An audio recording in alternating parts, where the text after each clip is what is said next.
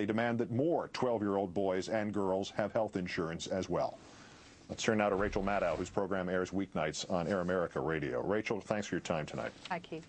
When the far right warns us we have to sacrifice some of our freedoms, the lives of some of our soldiers, because there are actually people somewhere who are willing to send kids out as suicide bombers, they don't see that they're cousins to those people, do they? That they're willing to attack a 12-year-old boy, post his address online, almost encouraging some psychopath to threaten him or worse?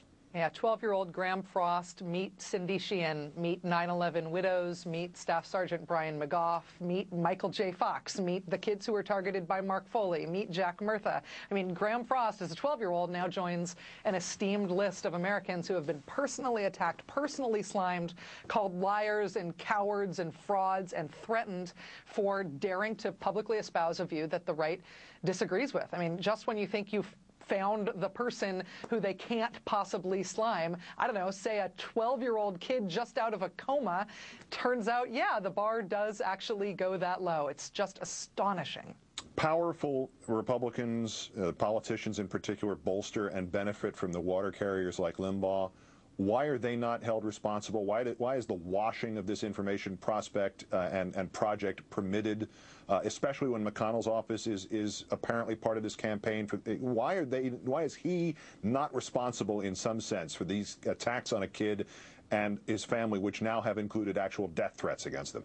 Yeah, refusing to comment, refusing to either confirm or deny involvement in this campaign at this point is now not enough, particularly when we have evidence that Senate staffers were circulating some of this trash. And particularly now that the Senate and the House are on record condemning criticism of a general who testified before Congress. I mean, what kind of a freak show ethical universe does this have to be, where it is a capital political offense to criticize a general who testifies to Congress, but wounded war veterans and literally disabled kids who need health insurance are fair game? It just beggars belief.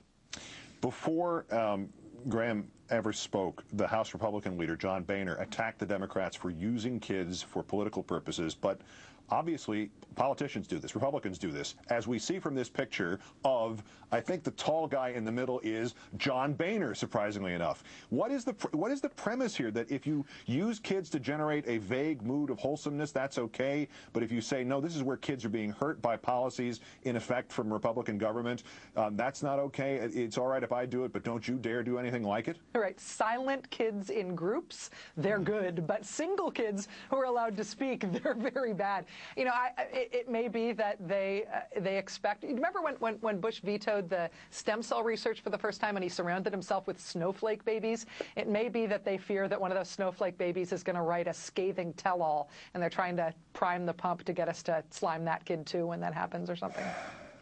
What do you? I asked this question rhetorically in the beginning of the show, but there is something almost inhuman about this, where you do not draw a line, where a Michelle Malkin can happily report that she's gone to this kid's house and gone to check out why they're lying and to say, if it's the Democrats' fault for putting them out here.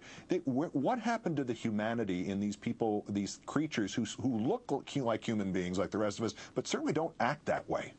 Well, we've ended up in a political universe. We've ended up being pushed so far within our politics that it's copacetic. It is expected that the person, that the target on any political opinion that you disagree with will be directed at the person who is delivering it. And I mean, when they started wearing Band-Aids to mock John Kerry's Purple Hearts, is maybe when we should have known that this had gone off the rails.